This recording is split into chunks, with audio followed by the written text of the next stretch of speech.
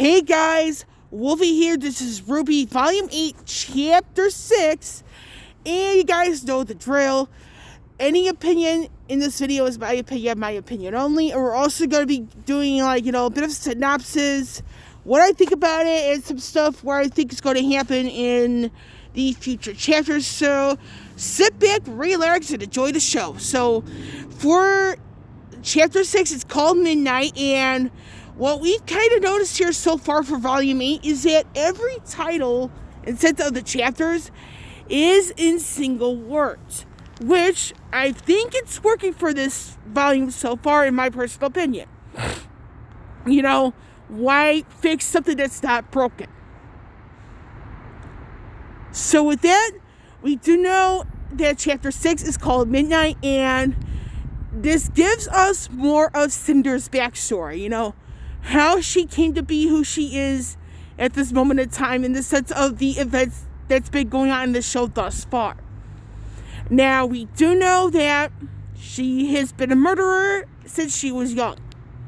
She's murdered her stepmother, her two stepsisters, and the person who basically trained her to be a huntress in this case. So the question remains that we do have a bit of a backstory. Now, where is the rest of it? Because we still don't know how she met up with Salem, all that stuff. Or if this is leading to the fall of Cinder as we knew her before the show. And part of me it's just part of me is wondering, will Salem betray her or something like that? And something tells me yes in that regard, because it's when Salem mentioned earlier on in the volume about getting Penny's newly acquired winter maiden powers to Cinder, I think she's going to betray Cinder, and it's going to be the other way around, giving Penny the fall maiden powers. So that's what I think about that regarding Cinder's backstory. Now, how we get to know so much of her. Now, has been some talk regarding who people would think would betray Salem, because the whole plot of if Salem's trying to get people to be divided, go against each other, which is working so far with RWBY and Company and Ironwood, who would people probably suspect turn their backs on Salem and divide them? One person is probably going to be Cinder, which is obvious. Now, another person may come as a bit of a surprise, and it's going to be Emerald.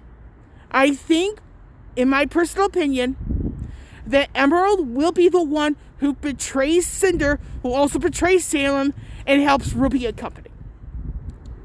Now, the reason why I think it's going to be Emerald is because there's been hints I've been feeling since maybe, I want to say Volume 7? I know it's either Volume 6 or Volume 7. I know it's one of those two volumes where it's Emerald's beginning to question anything and everything that Salem's doing. Even Cinder. And the fact that I think Emerald's questioning everything, she's probably going to be the one who helps RWBY's cause. Because Cinder, I don't know what she's planning. And I don't think Salem's being as forthcoming as we think. And if Emerald betrays them both, it's going to be a bit of a shock for Salem. But I do think Emerald is the most likely candidate to double cross. And by that, betrays both Cinder and Salem. I think she's going to be the one. Now, regarding the whole thing with Mercury and even Hazel, I wouldn't be surprised if Hazel turns his heel. But, in all honesty, I think the most likely candidate is going to be Emerald. If Hazel winds up betraying both Cinder and betraying Salem at the very least, this could come as a big shock. But for the case for Hazel, it remains to be seen.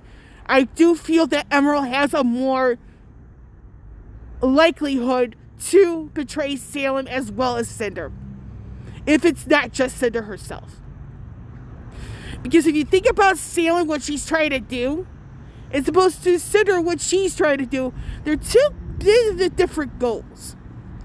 Now, and that's out the way for them. Now, regarding RWBY and company, I do feel Yang is becoming more and more like Raven, and Raven's selfishness is probably going to be leading to an angsty Bumblebee, where Yang and Blake just don't see eye to eye on several issues. And I don't think RWBY's going to be a catalyst for that, but it's a bit of a, I would say, it's more like, it's a bit of a wait and see. But I do see the hits of Yang becoming more like Raven, why it's probably going to be leading to an angsty Bumblebee and a potential of a split for Team RWBY again. Because you can't put your own wants and desires ahead of the team. And for Yang, thinking a certain way, how certain people think of her, it may not sit so well. Now, regarding the whole thing with Jean and all that, Jean, Nora, and Ren, I do feel there's going to be some further evolving of their semblances, but that's what remains to be seen. And I'm only saying it because I did see Chapter 7, which is the last one before the extended hiatus, and I'm not spoiling a single thing. Now, regarding this video, before I forget, it is a day early because I thought I had more going on this past Sunday than I thought, but it turns out certain things freed up. But it's probably going to be booked up again for tomorrow, so I'm doing this a day early. I will be posting this tomorrow. That way, I don't have anything to worry about. But, well, the thing is, for Volume 8 overall, this is an excellent volume. And like I said before, this is probably the saving grace RWBY really needs. Now, regarding the whole thing with May, I mean, it's a bit of a wait and see on there, with that character, but it is what it is. And I'm happy they're doing certain things about that. Now, with that, let me check my time. Okay, so this is not going to be too long of a video, but to do a bit of a recap. So for Midnight, this is Volume 8, Chapter 6. We do get more of Cinder's backstory. There are some parts that we don't have knowledge of as of yet. I do feel Cinder's going to be betraying Salem. But I do think that Emerald's going to be the one that breaks herself free from both Cinder and Salem. She joins RWBY's side. And, and this is kind of like the whole thing with Buddhism, certain aspects of RWBY where you get everybody together and when somebody gets certain things completely correct, the soul is set free. And I think Emerald is going to be a bigger key to stopping Salem than we think. So I'm going to get going because I am heading to work as I speak. I'm wearing my facial covering.